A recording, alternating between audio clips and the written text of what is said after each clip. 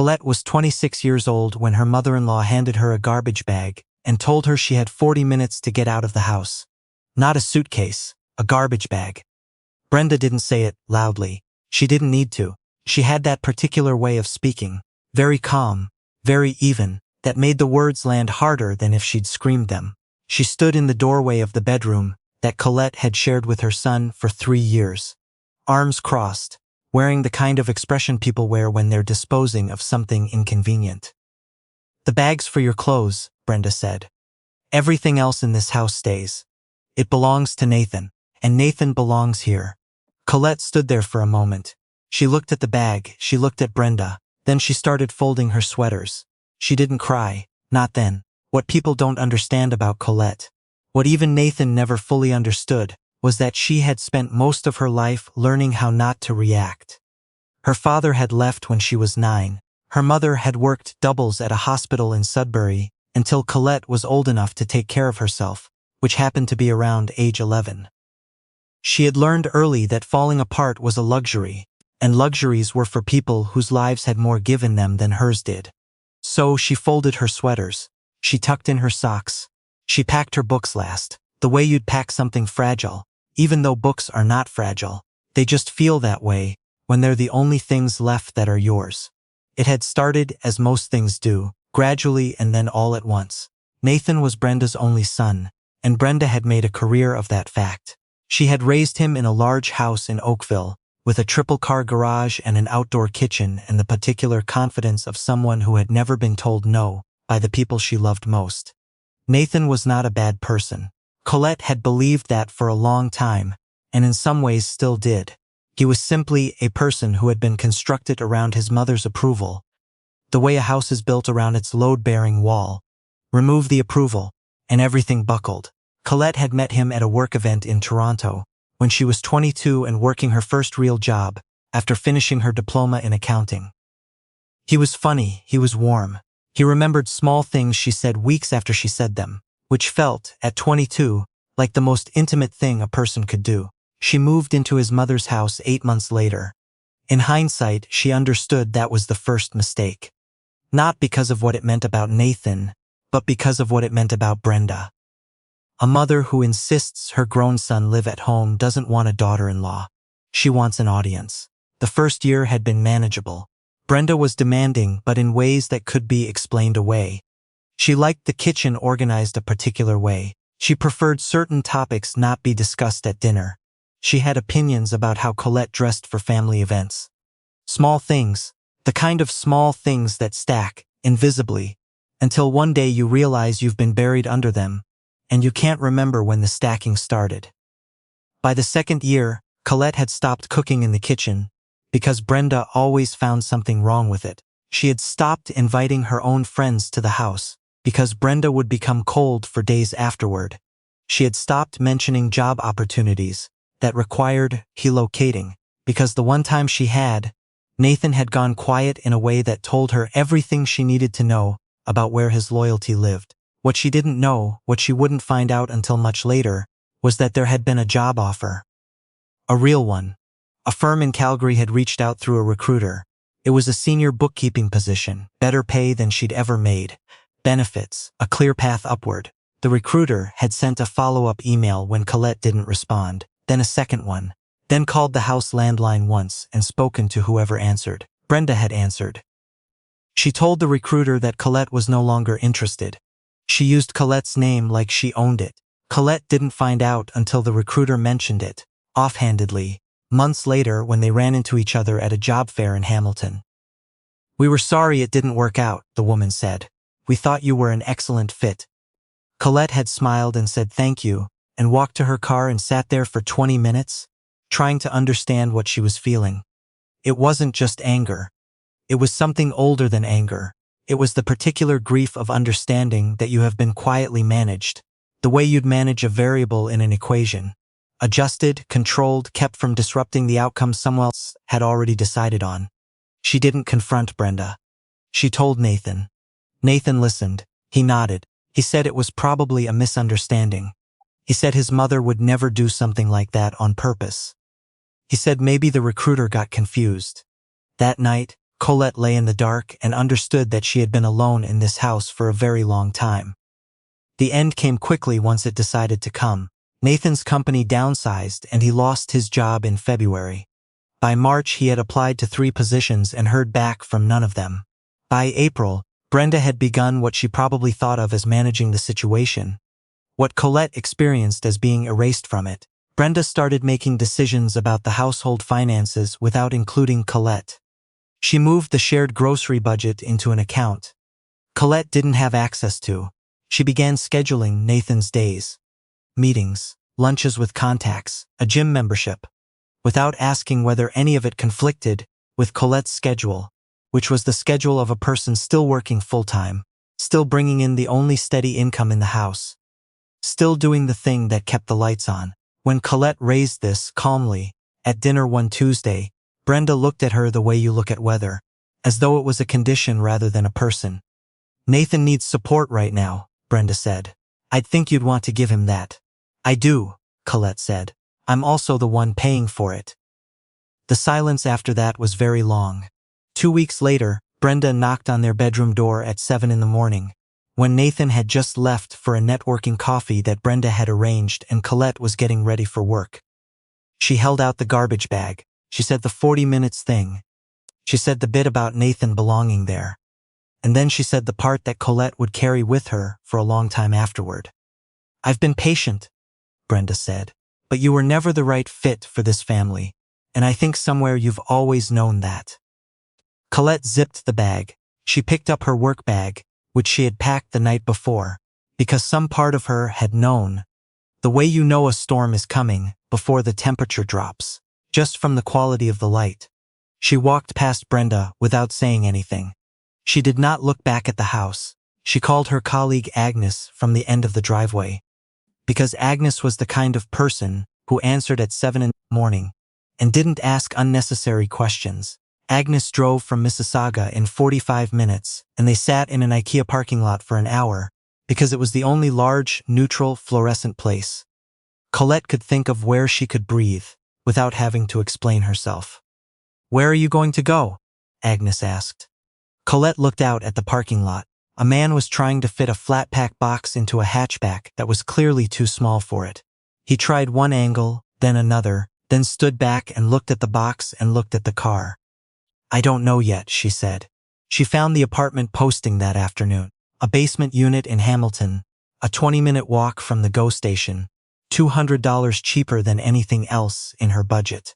The listing had 17 photos, most of them of the natural light, which was somewhat optimistic given that it was a basement, but she called anyway. The landlord who answered was named Gareth. He sounded older, somewhere in his 60s, and tired in a way that sounded earned rather than chosen. He told her the unit had been vacant for 3 months. He told her the previous tenant had left without notice. He told her he didn't require first and last if she could show employment, because he'd found deposits caused more problems than they solved. Colette told him she could start the following weekend. She told him she had a steady job and no pets, and tended to be quiet. "The neighborhood's quiet too," Gareth said. "You'll get on fine." She moved in on a Saturday with Agnes's car and 3 trips. The unit had radiator heat and a kitchen window that looked out at the bottom of a cedar hedge and a closet that smelled faintly of cedar too, which felt either ironic or like a sign. Gareth came down to help carry the bookshelf. He was a thin man with a deliberate way of moving, careful with his joints, in the way of someone who had learned to be. His wife had died 4 years ago, he mentioned, without much preamble. He lived upstairs and kept mostly to himself, but was available if anything needed fixing.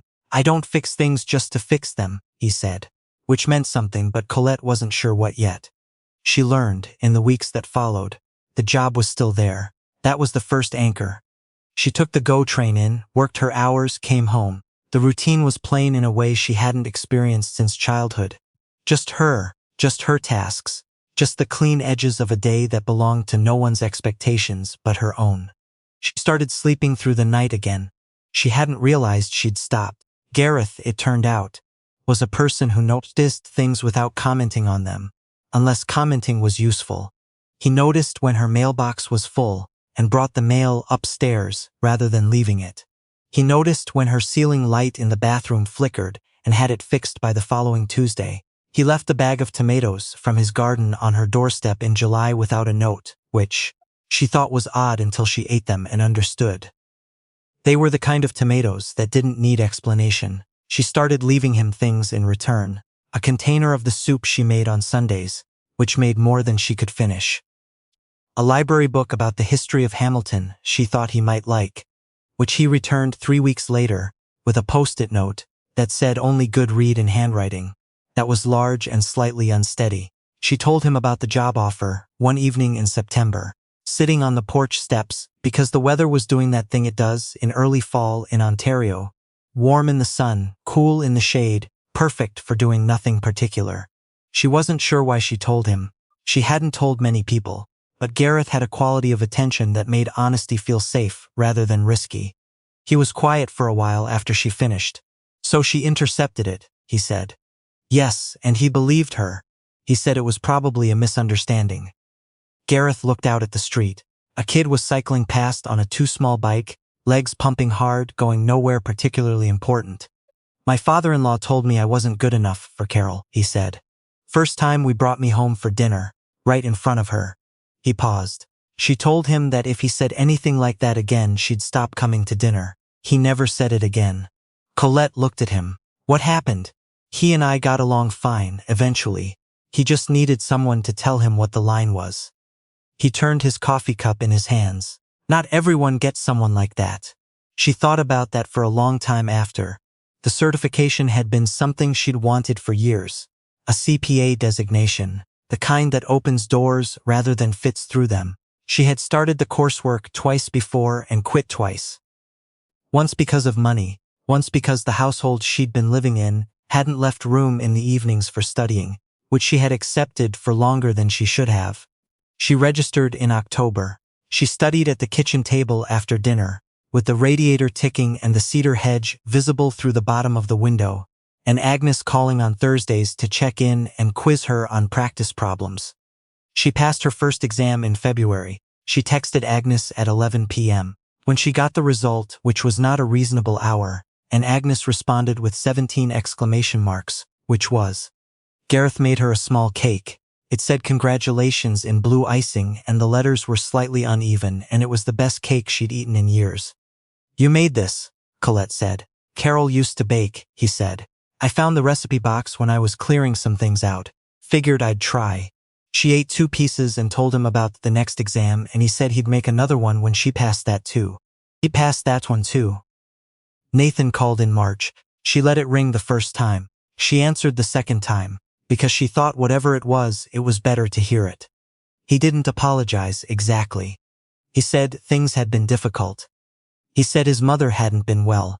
He said he'd been thinking about things and he wanted to talk. He said he missed her. In the particular way people say they miss someone when they mean they miss how things were, which is a different thing entirely. She asked him if he'd known about the job offer from Calgary. There was a pause. Mom mentioned it, he said. She thought it would take you too far away, she thought, Colette said. What did you think? The pause was longer this time. I didn't think it was a big deal. Colette looked at the kitchen window. The cedar hedge was starting to show some green at the tips. A very early green, barely visible, the kind that was more promise than proof. I know, she said. That was the problem. She didn't say it with cruelty. She said it the way you say something that has been true for a long time and has finally finished waiting to be said. She wished him well. She meant it. She sat at the kitchen table for a while after, not doing anything in particular. She thought about the 3 years in Oakville. She thought about the garbage bag, which she had actually kept. For reasons she hadn't examined closely. She thought about the moment in the IKEA parking lot when she hadn't known where she was going. She hadn't known, but she had gone anyway.